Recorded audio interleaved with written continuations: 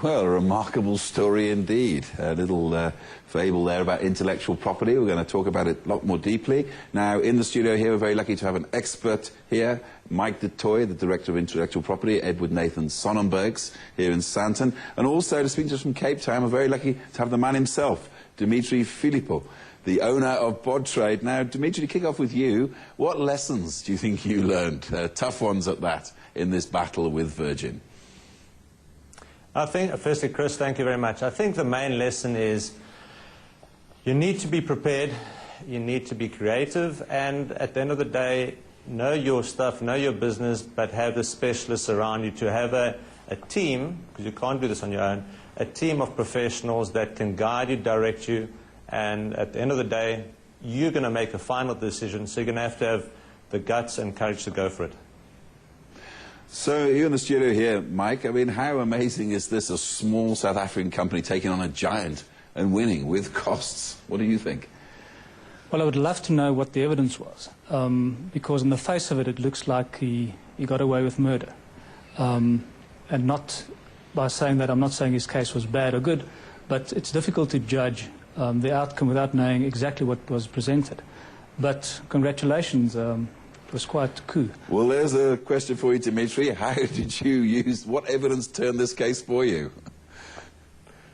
I think at the end of the day, we're talking about 5 lever arch files. So if we have to analyze all that evidence, I'd have to transfer you to my attorney in the United Kingdom, who specializes in IP law as well, Edward Humphrey Evans.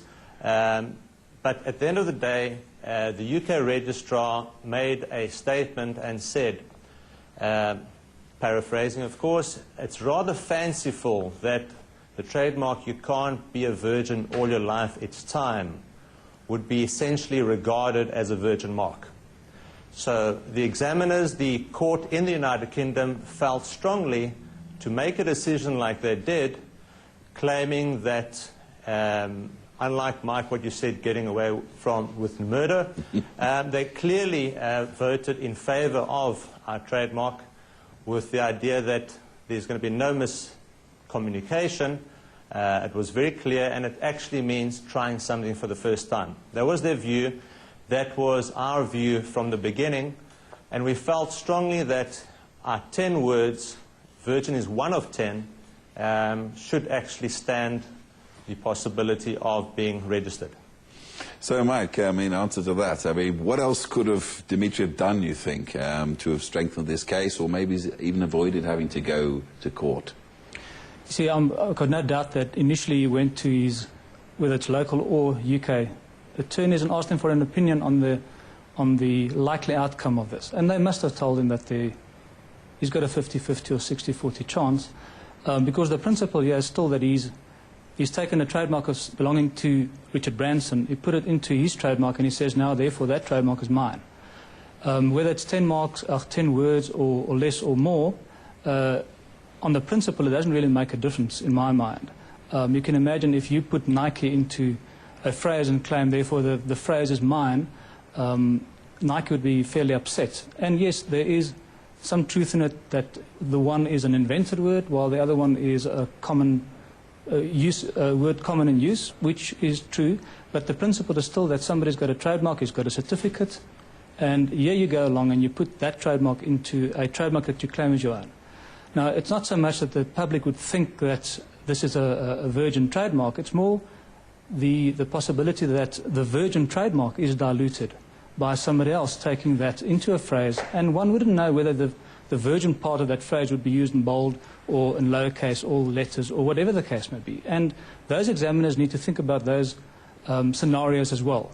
So don't get me wrong that you got away with murder. I think it was a very favorable decision in your favor, but I would like to see that battle being fought on the local soil, because I think it's going to be a different story. Sure. I mean, Dimitri, one question I've got to ask you, though. As an entrepreneur, this case could have closed down your business forever. It could have dragged on for years. How difficult was it to make the decision to go ahead and stand up and fight for your rights? I think I just want to just touch back on what Mike said. Firstly, Mike, you've obviously got expertise and you've got your opinion as well. It was my opinion and as well going ahead. And the advice I did get from the company that I used in South Africa, Gurntals Incorporated, Otto Gurntals, advised me of the chances, as well as Edward Humphrey. But at the end of the day, you also need to have a look at, you use, Nike is a slightly different kettle of fish to the word virgin, which is a standard English word. Following that, what happens to the other 10 words? There's also the word time. Would we actually have Time magazine coming after me now as well? So where do you draw the line? Where do they actually have power preventing you from ever using any English word? That's where we were actually coming across from. But going back to the issue of Richard Branson, specifically Virgin Enterprises, it was a difficult case to actually go ahead with. It was a situation where we had surmountable problems. At the end of the day, we were quietly confident, we used the expertise, and at the duration of a 2-year delay could have actually adversely, it has delayed us, but it's a process where we were expecting 6 to 9 months. It landed up being 2 years. We've strengthened our resolve if we look on the positive side of things, and we're going to go forward with registering. Our ambitions are to be going global, and to address Mike's concern, it's going to be seen in the South African local market, because we filed for that application as well in South Africa. We've also filed it in the United States of America, and there the examiners in the United States have also accepted it, subject to use. So it looks like the United Kingdom and the United States feel strongly, and the examiners on those sides believe that we can go ahead with it. So I'll be surprised if the South African IP office would go contrary to, we could even say, global opinion. And furthermore, we've also filed in India. So our idea now is to go forward. Hopefully, we can put this to bed and we can focus on our business. Okay, Mike, what do you think about that? Well, Chris, the problem that Dimitri may face is locally it's going to take him 3 years or longer.